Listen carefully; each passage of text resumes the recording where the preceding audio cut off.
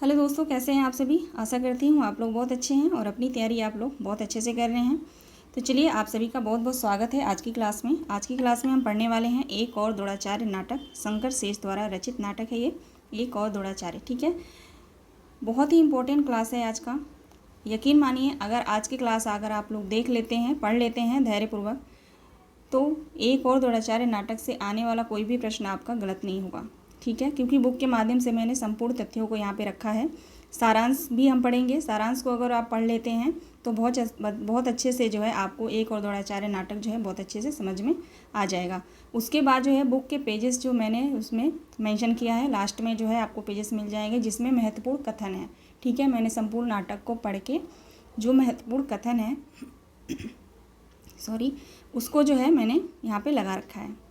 तो ठीक है ना, तो आप लोग क्लास में बने रहिएगा। क्लास पसंद आए तो लाइक और सब्सक्राइब ज़रूर कर दीजिएगा, और जो भी भाई बहन मेरे चैनल पे नए हैं वो चैनल को सब्सक्राइब कर लेंगे। ठीक है, तो चलिए आगे बढ़ते हैं, देखते हैं आज का नाटक। ठीक है, सबसे पहले हम पढ़ेंगे नाटक का मंचन। ठीक है, सबसे पहले हम जानेंगे कि नाटक का मंचन कहाँ पे हुआ था। ठीक है, बेसिक बातों को जो है हम धीरे धीरे जानते हुए आगे की तरफ बढ़ेंगे। ठीक है, एक और द्रोणाचार्य नाटक, प्रकाशन वर्ष है इसका।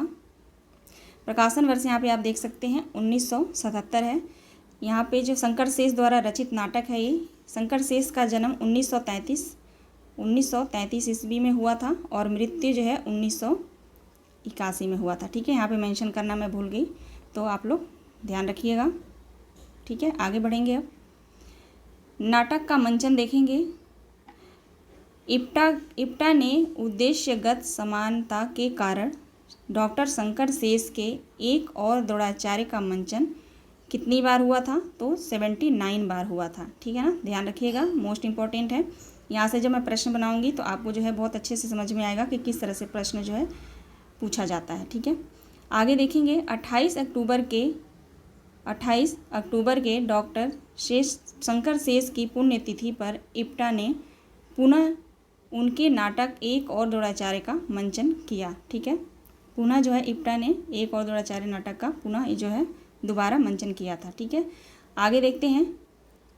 बम्बई के इप्टा नाट्य संस्था ने 28 अक्टूबर 1993 को मुंबई मंत्रालय में यशवंत राय चौहान केंद्र में एक और द्रोणाचार्य एक अलग प्रकार का सफल जो है प्रयोग हुआ।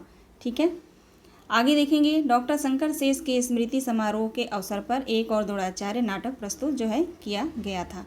ठीक है, अब हम आते हैं एक और द्रोणाचार्य नाटक के अंकों पे। ठीक है, यहाँ पे कितने अंक हैं, कितने दृश्य हैं, वो हम जानेंगे।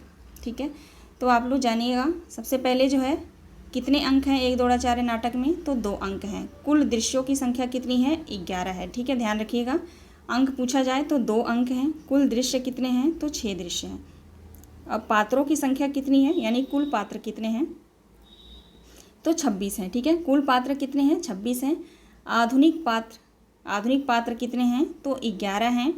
पौराणिक पात्र कितने हैं, 11 हैं। और अप्रत्यक्ष पात्र 4 हैं। ठीक है, तो आप लोग इसको प्लस कर लीजिए, टोटल जो है 26 हो रहे हैं। ठीक है ना, ध्यान रखिएगा। आधुनिक पात्र जिसमें विमलेंदु है, अरविंद है, ठीक है, ये सब जो पात्र हैं, यदु है, ये जो पात्र हैं ये आधुनिक पात्र हैं सारे, तो वो भी 11 पात्र हैं। और पौराणिक भी 11 पात्र हैं और अप्रत्यक्ष 4 हैं। ठीक है, आगे देखेंगे।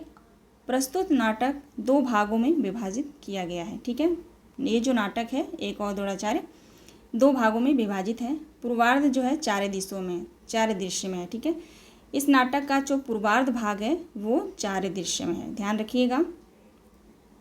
आगे बढ़ते हैं। उत्तरार्ध भाग जो है 7 दृश्य है। ठीक है, पूर्वार्ध भाग में कितने दृश्य हैं, 4 दृश्य हैं। और पूर्वार्ध भाग में 4 दृश्य हैं। 4 दृश्य थे ना, यहाँ पे देख लेते हैं एक बार। हाँ जी, 4 दृश्य हैं।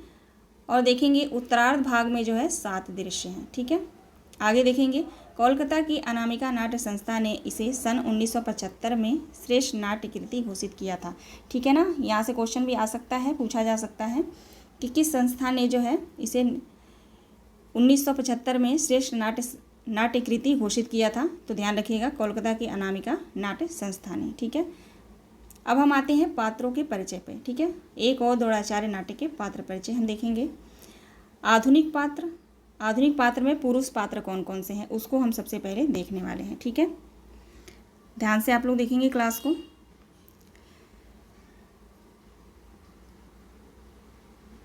सॉरी, एक मिनट। हाँ जी, देखिए, ठीक है, नाटक के पात्र, आधुनिक पात्र में पुरुष पात्र कौन कौन से हैं। अरविंद है, ठीक है, पहला पात्र अरविंद है जो महाविद्यालय का प्रोफेसर है, आधुनिक द्रोणाचार्य। ठीक है ना, इसकी क्या विशेषता है अरविंद की, एक ये जो है आधुनिक द्रोणाचार्य है। ठीक है, यदु है जो अरविंद का मित्र है और जूनियर प्रोफेसर है। ठीक है, ध्यान रखिएगा, अरविंद जो है वो महाविद्यालय का प्रोफेसर है, यदु जो है वो अरविंद का मित्र है लेकिन जूनियर प्रोफेसर है। ठीक है, उसके बाद प्रिंसिपल है, अगला पात्र कौन सा है, प्रिंसिपल है, कॉलेज का प्राचार्य है, इसकी उम्र 60 वर्ष है। प्रेसिडेंट जो है कॉलेज के मालिक राजकुमार का पिता है। ध्यान रखिएगा, प्रेसिडेंट कौन है, कॉलेज का मालिक है और राजकुमार का पिता है। पांचवा पात्र है बिमलेंदु जो है पुराना शिक्षक जो नाटक में मरा हुआ पात्र है। ठीक है, मोस्ट इंपॉर्टेंट है बिमलेंदु, और बिमलेंदु के कथन भी बहुत बहुत महत्वपूर्ण है। ठीक है, ध्यान रखिएगा, बिमलेंदु पुराना शिक्षक है जो नाटक में मरा हुआ पात्र है, लेकिन बिमलेंदु प्रेत के रूप में अरविंद से संवाद करता है।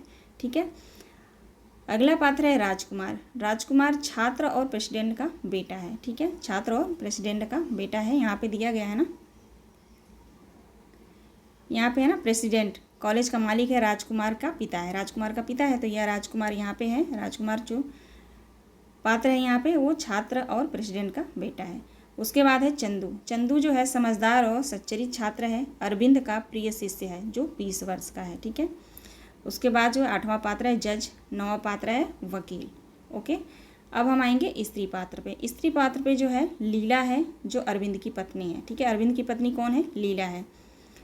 दूसरी स्त्री पात्र है अनुराधा जो चंदू की प्रेयसी है और अरविंद के कॉलेज की छात्रा है, इसकी उम्र भी 20 साल है। ध्यान रखिएगा, एज आप लोग ध्यान रखिएगा, अनुराधा का भी 20 साल है और चंदू का भी, चंदू जो समझदार और सच्चरित्र छात्र है वो अरविंद का प्रिय शिष्य है, उसका भी एज जो है 20 ईयर्स है ना। आगे देखेंगे पौराणिक पात्र। अब हमने जो देखा वो आधुनिक पात्र थे, अब हम पौराणिक पात्र देखेंगे।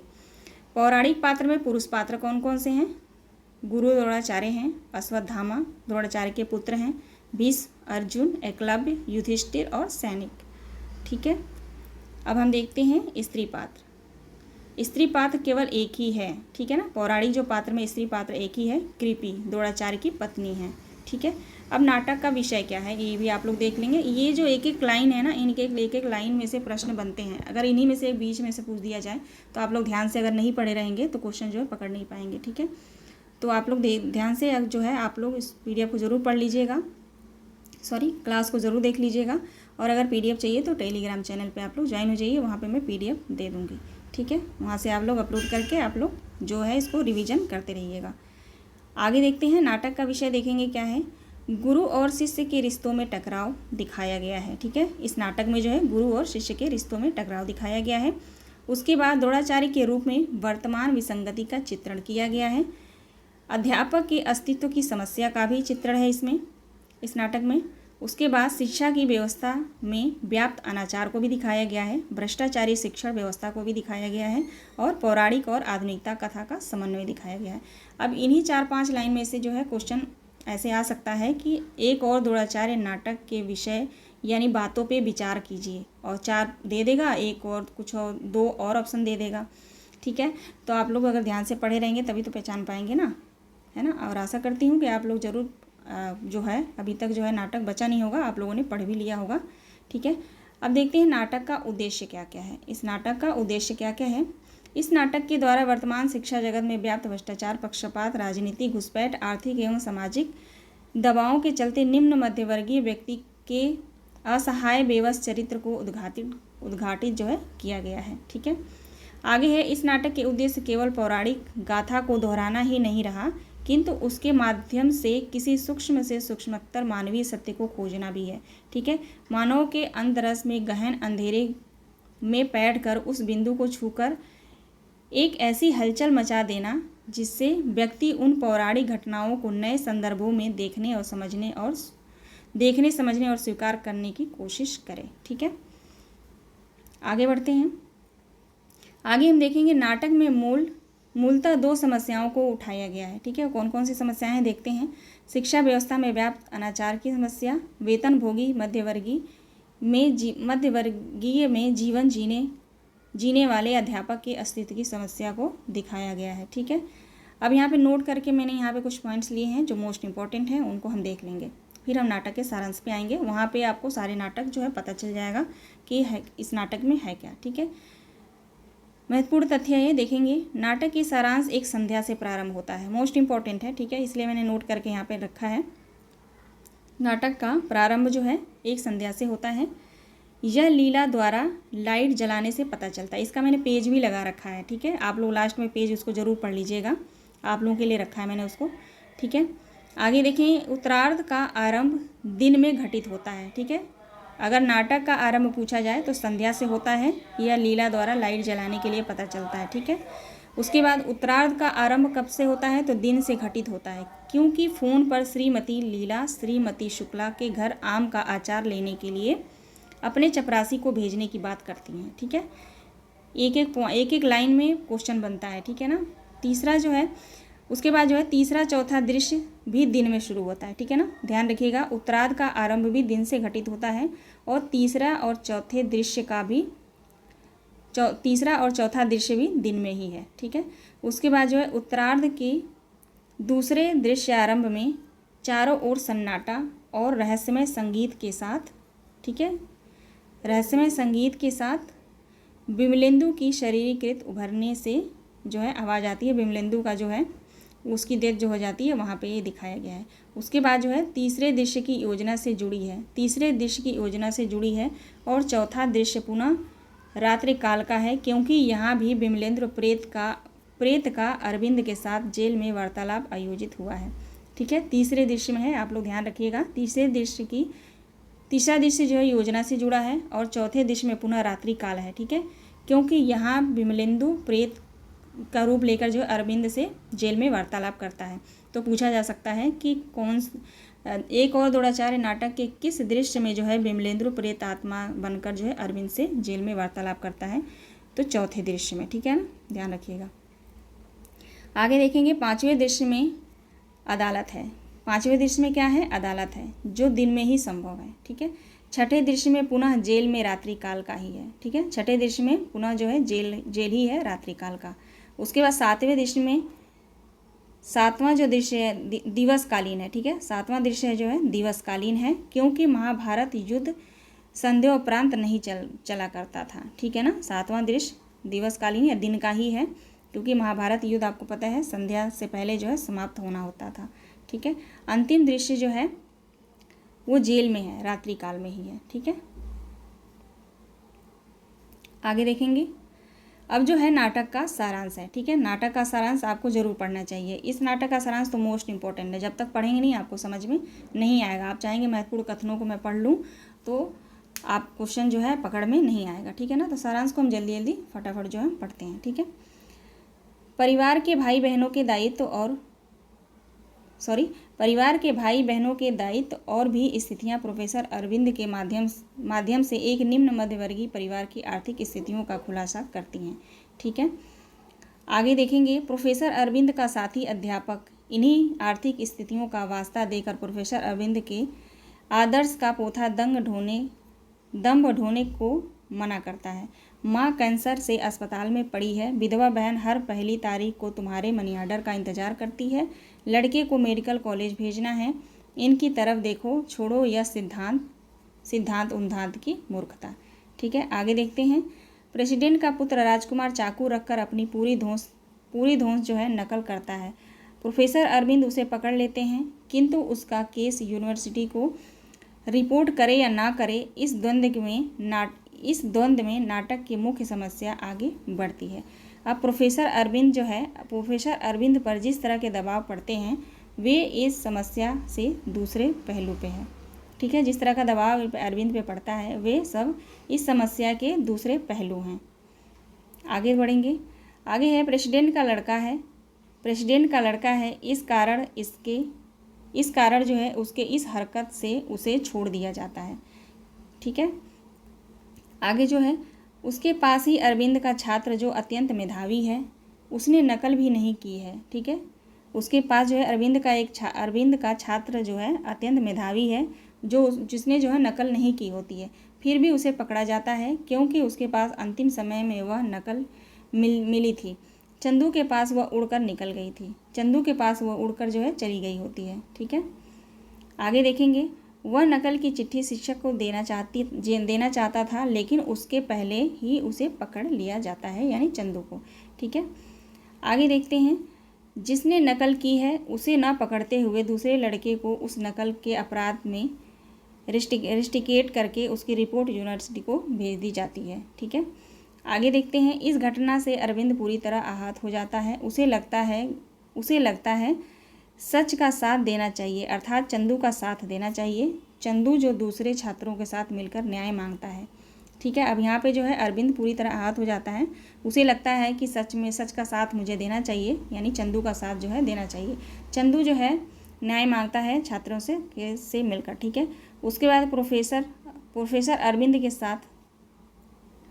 अरविंद जो होते हैं वो जो है चंदू का साथ नहीं देते कि उन्हें तरह तरह के प्रेसिडेंट की प्रताड़ना सहनी पड़ती है। जो ठीक है ना, प्रोफेसर अरविंद जो है वो इसका साथ नहीं देते, वो इसलिए क्योंकि वो सोचते हैं कि मेरे ऊपर जो प्रेसिडेंट है उसकी जो है प्रताड़ना इनको, वो अंदर ही अंदर इसको जो है धमकी देते रहते हैं, इसलिए जो है साथ नहीं देता।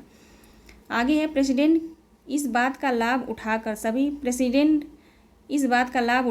सभी अध्यापकों को किसी न किसी तरह से जो है अपना निशाना बनाएगा। ठीक है, वो जैसे जो प्रोफेसर हैं वो सोचते हैं। ठीक है, प्रोफेसर अरविंद। आगे है प्रिंसिपल इसलिए प्रोफेसर अरविंद और उनकी पत्नी पर दबाव डालता है कि वह प्रेसिडेंट को खुश रख कर स्टाफ को डीए की किस्त दिलवाना चाहता है। ठीक है, आगे देखते हैं। नकल को पकड़ना अध्यापक के लिए खास चुनौती भरा काम हो गया है। नकल को पकड़ने के कारण ही प्रोफेसर विमलेंदु की हत्या कर दी जाती है। ठीक है, अब किसके कारण जो है विमलेंदु की हत्या की जाती है, तो ध्यान रखिएगा नकल को पकड़ने के कारण। ठीक है ना, ध्यान रखिएगा एक एक लाइन को। जिससे उसके सभी साथियों में नकल को पकड़ने का हौसला नहीं रह गया है। आगे देखेंगे। हर बार विमलेंदु अरविंद की यादों में आता है और उसे समझाता है कि तुम सच्चाई का साथ मत दो। ठीक है, हर बार विमलेंदु किसकी यादों में आता है, तो अरविंद की यादों में आता है, ध्यान रखिएगा। अरविंद की यादों में आता है और उसे समझाता है कि तुम सच्चाई का साथ मत दो, नहीं तो तुम्हारी और तुम्हारे परिवार की भी यही हालत होगी। ठीक है, क्योंकि जो है विमलेंदु जो है सच्चाई का साथ देने के कारण जो है उसकी जो हत्या कर दी जाती है, तो वो अरविंद को भी यही राय देता है कि तुम जो है सच्चाई का साथ मत दो, नहीं तो मेरी तरह तुम्हारा भी हाल होगा, तुम्हारे परिवार का भी। ठीक है, झूठ का सहारा लेकर अपनी प्रगति करो, कहता है झूठ का सहारा लेकर अपनी प्रगति करो, ये लाइन दिया जा सकता है। ठीक है, कि झूठ का सहारा लेकर अपनी प्रगति करो, यह कथन किसका है, तो ध्यान रखिएगा विमलेंदु का है। ठीक है, उसके बाद जो है दोस्त सब अरविंद को यही समझते हैं कि उसे झूठे का साथ देना चाहिए। ठीक है, आगे देखेंगे। आगे है प्रिंसिपल प्रोफेसर अरविंद को अगला प्रिंसिपल बनवाने का भी लालच देता है। जो प्रिंसिपल रहता है वो जो है प्रोफेसर अरविंद को, क्योंकि प्रोफेसर अरविंद जो है जूनियर प्रोफेसर है, तो इसको जो है अगला प्रिंसिपल बनवाने का भी लालच देता है। ठीक है, कि तुम जो है सच्चाई का साथ मत दो, क्योंकि इसने नकल करते हुए पकड़ लिया होता है। ठीक है, उसके बाद जो है इस लोभवश, ठीक है, लोभवश जो है वह चंदू का साथ न देते हुए प्रेसिडेंट के बेटे का साथ देता है, लेकिन उसका मन बार बार उसे कचोटता है। ठीक है, अरविंद जो है यहाँ पे जो पौराणिक जो दो कथाएं जो है समानांतर चलती है ना, इसमें पौराणिक कथाएं और पूर्वार्ध और उत्तरार्ध की। ठीक है, तो ये दो कथाएं जो समानांतर चल रही हैं, उसमें जो पूर्वार्ध में जो द्रोणाचार्य पात्र है उसी का जो है इसमें उसका जो है चरित्र दिखाया गया है। ठीक है, इसके प्रोफेसर अरविंद के द्वारा। ठीक है, तो आप लोग ध्यान रखिएगा इस बात का। इस लोभ बस वो चंदू का साथ न देते हुए प्रेसिडेंट के बेटे का साथ देता है, लेकिन उसका मन बार बार कचोटता है। ठीक है, यही हाल द्रोणाचार्य का भी हुआ था। उसके बाद देखेंगे चंदू बड़े शातिर ढंग से कहता है, आप चाहे जो समझें, यह लड़ाई हमारे जीवन के मरण का प्रश्न है। जो हमारे साथ नहीं उसे अपने विरुद्ध मानते हैं। ठीक है, अब इस कथन को ध्यान रखिएगा। आप चाहे जो समझे, यह लड़ाई मेरे जीवन मरण के लिए का प्रश्न है। जो हमारे साथ नहीं वह उसको मैं अपने विरुद्ध मानता हूँ। ठीक है, ये कौन कहता है? चंदू कहता है। ठीक है, उसके बाद जो है नेक्स्ट पॉइंट पे आएंगे। दूसरी कथा द्रोणाचार्य के नाटक में चलती है। ठीक है ना, मैंने कहा ना दोनों कथाएं जो समानांतर चलती हैं। दूसरी कथा द्रोणाचार्य के नाटक की चलती है, जो विमलेंदु अरविंद को कह रहा है। द्रोणाचार्य ने किस तरह अर्जुन को विश्व का सबसे बड़ा धनुर्धर बना दिया था। ठीक है ना, कौन कहता है? ये विमलेंदु अरविंद को कह रहा है। ठीक है ना, विमलेंदु जो है अरविंद से कह रहा है कि द्रोणाचार्य ने किस तरह अर्जुन को विश्व का सबसे बड़ा धनुर्धर बना दिया था। एकलव्य का गुरु दक्षिणा में अंगूठा लिया था। ठीक है ना, एकलव्य का जो है गुरु दक्षिणा में क्या लिया था? अंगूठा लिया था, ताकि एकलव्य अर्जुन से जो बढ़कर जो है धनुर्विद्या में पारंगत जो है ना बन सके। ठीक है, इस व्यवस्था ने किस तरह चंदू जैसे एकलव्य जैसे मेधावी छात्र को पीछे धकेल दिया है। ठीक है, ये दोनों बातचीत ये विमलेंदु जो है अरविंद से कहता है। आगे देखेंगे, राजकुमार और अनुराधा नामक उसी कॉलेज की एक छात्रा का बलात्कार करने की कोशिश करता है। जो राजकुमार है वो अनुराधा नामक एक छात्रा रहती है, उसी कॉलेज में पढ़ती है, उसका बलात्कार करने की कोशिश करता है। वह अरविंद अपने आंखों से देख लेता है। फिर ठीक है ना, अरविंद जो है अपनी आंखों से देख लेता है। उस घटना का गवाह अरविंद है। अब जो है अरविंद को लगता है कि इस बार तो कम से कम मैं अनुराधा का साथ दूंगा। अनुराधा अपने घर वालों के विरोध में जाकर न्याय मांग रही है। उसे लगता अरविंद साथ देगा। ठीक है ना, अपने आप से बातें करता है अरविंद कि मुझे जो है इस बार जो है अनुराधा का साथ देना चाहिए। उसे लगता है कि मैं उसका साथ दूंगा। उसके बाद है अनुराधा का प्रेमी चंदू है। ठीक है, अनुराधा का प्रेमी कौन है? चंदू है, जो अनुराधा को न्याय मांगने के लिए प्रेरित करता है। ठीक है, अनुराधा को न्याय मांगने के लिए कौन प्रेरित करता है? तो चंदू करता है। ठीक है, ध्यान रखेंगे। अनुराधा को तो पहले अरविंद कहता है कि मैं सच्चाई का साथ दूंगा, किंतु जैसे ही फ़ोन की घंटी बजती है और प्रेसिडेंट उसे बताता है कि अनुराधा के पिता ने 5,000 देकर पूरा मामला रफा दफा कर दिया है। ठीक है, ध्यान से पढ़िएगा इसको। अनुराधा को पहले अरविंद कहता है कि मैं सच्चाई का साथ दूंगा, किंतु जैसे ही फ़ोन की घंटी बजती है और प्रेसिडेंट उसे बताता है कि अनुराधा के पिता ने 4-5 हज़ार देकर जो है पूरा मामला रफा दफा कर दिया है। ठीक है, उसके बाद जो है अनुराधा के पिता घटना को बढ़ावा देना नहीं चाहते और प्रेसिडेंट बढ़ा देना नहीं चाहते। ठीक है, यहाँ पे लाइन कुछ समझ में नहीं आ रही। अनुराधा के पिता घटना को बढ़ाना नहीं चाहते हैं और प्रेसिडेंट बढ़ा देना नहीं चाहते। ठीक है, ये काट दीजिए, नहीं चाहते, यही होगा। ठीक है, ये दोबारा जो है मिसप्रिंट है यहाँ पे। ठीक है, यही एक ही लाइन है। अनुराधा के पिता जो है घटना को बढ़ावा देना नहीं चाहते थे। ठीक है, इसी घटना के विचारों में खोया हुआ अरविंद सोच रहा है और उसके यादों में विमलेंदु आता है। ठीक है, इसी घटना के बारे में जो है अरविंद सोचता है। उसके बाद जो उसकी यादों में कौन आता है? विमलेंदु आता है, जो उसका मित्र होता है। विमलेंदु फिर से अरविंद को झूठ का साथ देने के लिए कहता है, क्योंकि वह अपने जैसी हालत अरविंद या उसके परिवार को होते हुए नहीं देखना चाहता। ठीक है, आगे है अनुराधा बात को समझकर अरविंद के घर चली जाती है। उसे अब यह समझ आ गया है कि अरविंद सर अब उसका साथ नहीं देने वाले। ठीक है ना, अनुराधा जो है बात को देखकर सुनकर समझकर चली जाती है। उसको लगता है कि अब जो है अरविंद सर जो है अब मेरा साथ नहीं देंगे। आगे देखेंगे, जिस तरह चंदू का साथ नहीं दिया था उसी तरह अनुराधा का भी साथ नहीं दे पाते हैं। ठीक है, यहाँ पे जो है जिस तरह चंदू का साथ नहीं दिए थे अरविंद, उसी तरह जो है अनुराधा का भी साथ नहीं देते हैं। आगे देखेंगे, अरविंद के घर पर दूसरी घंटी बजती है, जिसमें कहा जाता है कि अनुराधा ने एक गाड़ी के नीचे आकर आत्महत्या की है। ठीक है ना, आत्महत्या कर लेती है अनुराधा। ठीक है, जब उसका साथ ये नहीं देते हैं अरविंद। उसके बाद जो है अरविंद इस घटना से बहुत दुखी हो जाता है। अनुराधा के मृत्यु का जिम्मेदार जो है स्वयं को मानता है। ठीक है, यहाँ से भी क्वेश्चन बन सकता है कि अनुराधा के मृत्यु का जिम्मेदार स्वयं कौन मानता है। ठीक है ना, या तो अरविंद जो है किसकी मृत्यु का स्वयं को जो है जिम्मेदार मानता है। ठीक है, इस तरह का भी क्वेश्चन बन सकता है यहाँ से। ठीक है, आगे देखेंगे, अरविंद की अंतरात्मा भी यही कहती है कि अनुराधा के आत्महत्या के पीछे तुम लोग हो।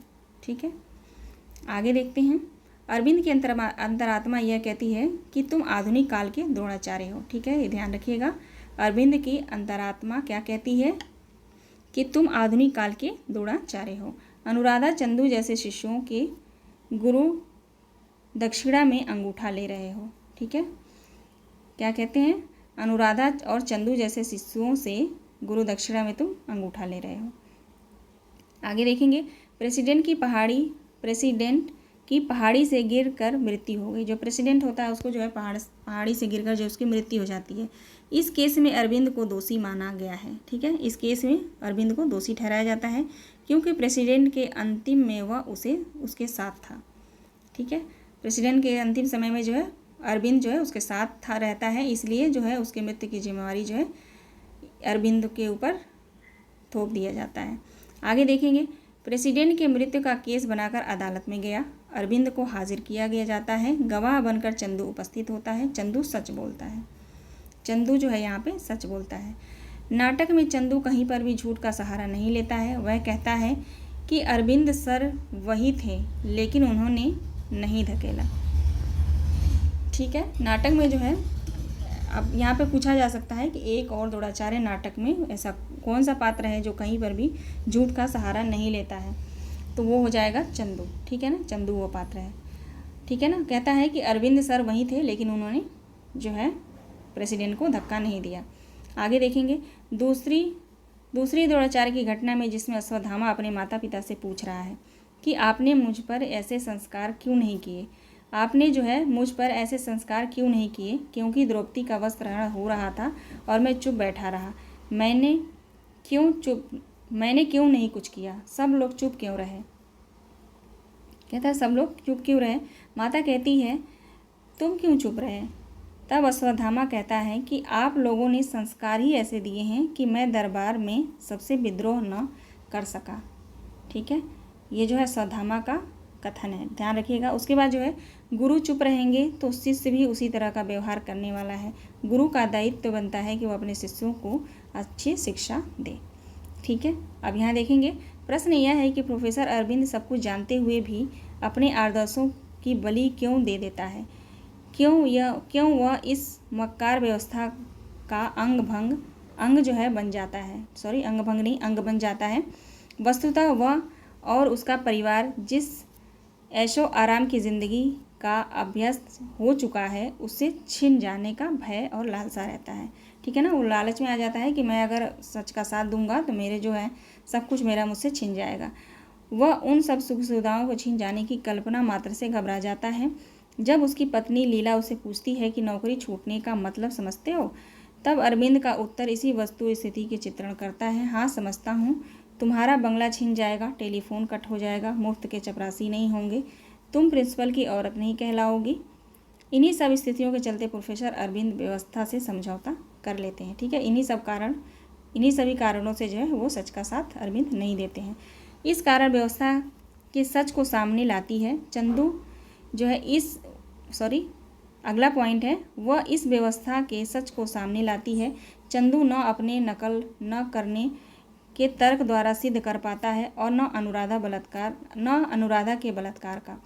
ठीक है, प्रसंग में अरविंद की निर्दोषता, यह प्रसंग आधुनिक न्याय व्यवस्था की विसंगति को दर्शाता है। ठीक है, उसके बाद है नेक्स्ट पॉइंट, अनुराधा बात को समझकर अरविंद के घर चली जाती है और उसे यह समझ में आ जाता है कि अरविंद जो उसका साथ नहीं देने वाला है। ये दोबारा जो है रिपीट हो गया है तो इसको काट देंगे। ठीक है, जिस तरह चंदू का साथ नहीं दिया था ये दोबारा जो है आ गया है।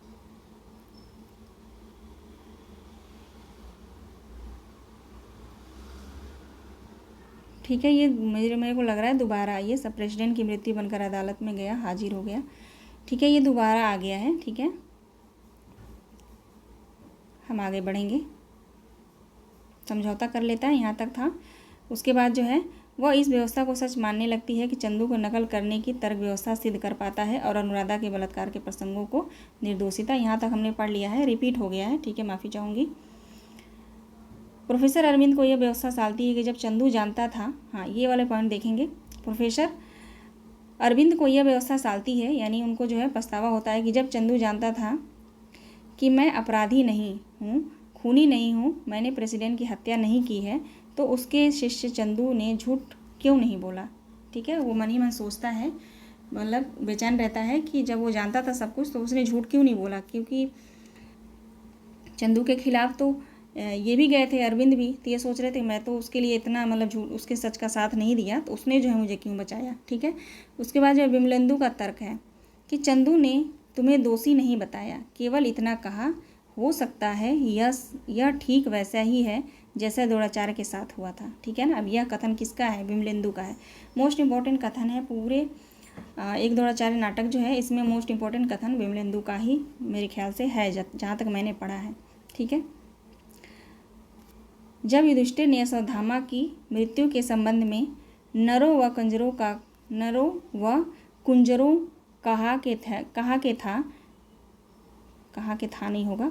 कहा था। ठीक है ना। नरों कुंजरों कहा था, तब जो है युधिष्ठिर ने भी तो यही कहा था कि अब मैं कैसे बता सकता हूँ कि अश्वत्थामा नाम का हाथी जो है मारा या आपका पुत्र मरा। ठीक है ना। मोस्ट इम्पॉर्टेंट है। कौन कहता है ये? विमलेंदु। ठीक है। अरविंद से कहता रहता है। अब जो है महत्वपूर्ण बिंदु पे हम आएंगे, देखेंगे, मोस्ट इम्पॉर्टेंट है ये भी। पूर्वार्ध जो है एक और द्रोणाचार्य नाटक का जो है पूर्वार्ध से पहले दोनों दृश्य वर्तमान कालीन कथा से जुड़े हैं। ठीक है ना। पूर्वार्ध का जो दो दृश्य है, दोनों दृश्य जो है वर्तमान कालीन कथा से जुड़े हैं, जबकि तीसरा और चौथा दृश्य, दोनों दृश्य जो पूर्वदीप्त यानी पद्धति से महाभारत कालीन द्रोणाचार्य संबंधी कथा से अपेक्षित है। ध्यान रखिएगा, कथा का जो है एक द्रोणाचार्य नाटक का जो पूर्वार्ध के पहले दोनों दृश्य जो है वर्तमान काल से जुड़े हैं, और तीसरा और चौथा दृश्य जो यानी पूर्वार्ध से जुड़े हैं। ठीक है। उत्तरार्ध से जुड़े हैं। ठीक है। सॉरी, पूर्वार्ध कह रही हूँ। अब यहाँ देखेंगे उत्तरार्ध में पहले, दूसरे, चौथे। ठीक है। उत्तरार्ध में जो है पहले, दूसरे, चौथे, पाँचवें, छठवें और आठवें दृश्य का कथा फलक वर्तमान काल से जोड़ा है, जबकि शेष दृश्य, तीसरा अथवा सातवां दृश्य जो है दोड़ा कथा पूर्वार्धीप्त की अपेक्षित करता है। ठीक है। ध्यान से इसको पढ़ लीजिएगा आप लोग। उसके बाद जो है मैंने यहाँ पे देखिए, यहाँ पे मैंने रखा है पेज, पूरा पेज रखा है मैंने नाटक का। तो मैंने स्टार्टिंग में आप लोगों को बताया था, देखिए लीला का है, पूर्वार्ध है। सबसे पहले बुक ओपन करेंगे तो सबसे पहले यही है पहला पेज। ठीक है। लाइट तो जला लेती है। ठीक है। बढ़ चढ़ का स्विच ऑन करती है, अंधेरे में दम कैसे नहीं घुटता तुम्हारा। विराम टेबल के साथ जो है चाय खाली उठाती है, जानते हो शक्कर क्या भाव चल रही है, पूरे 4 हो गई है। ठीक है। ऐसे बोलती है लीला, अरविंद की पत्नी है। अरविंद जो है जैसे सुनकर बस हूँ बोलता है। लीला कहती है सिगरेट के टुकड़ों के उड़ाती हुई, कितनी बार कहा है कि सिगरेट ले लिया करो, ये सिगरेट नहीं है, एस्ट्रे ले लिया करो। ठीक है। झाड़ू मार मार कर जो है कमर टूट जाती है।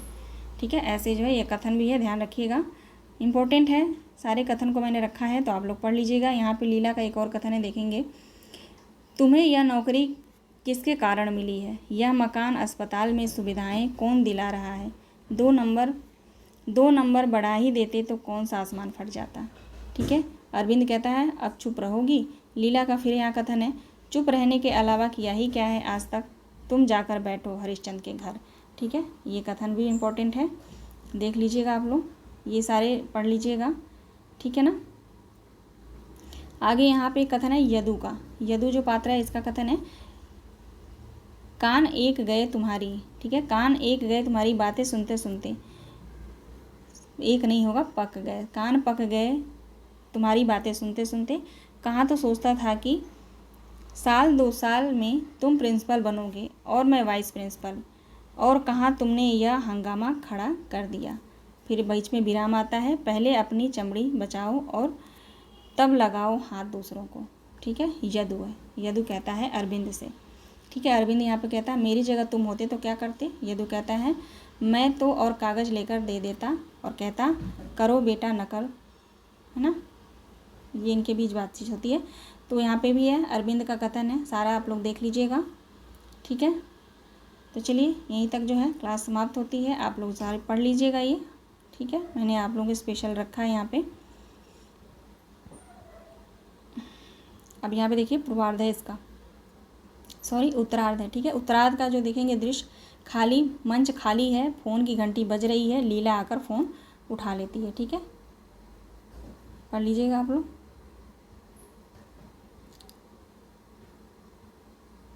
लास्ट का पेज है ये। ठीक है, लास्ट का पेज जो है यहाँ पे द्रोणाचार्य से रिलेटेड है। ठीक है, चलिए मिलते हैं नेक्स्ट वीडियो में क्वेश्चन आंसर के साथ। आप सभी दोस्तों का बहुत बहुत धन्यवाद। क्लास पसंद आई है तो लाइक और सब्सक्राइब जरूर कर दीजिएगा और अपनी जो है प्यार ऐसे ही बनाए रखिएगा।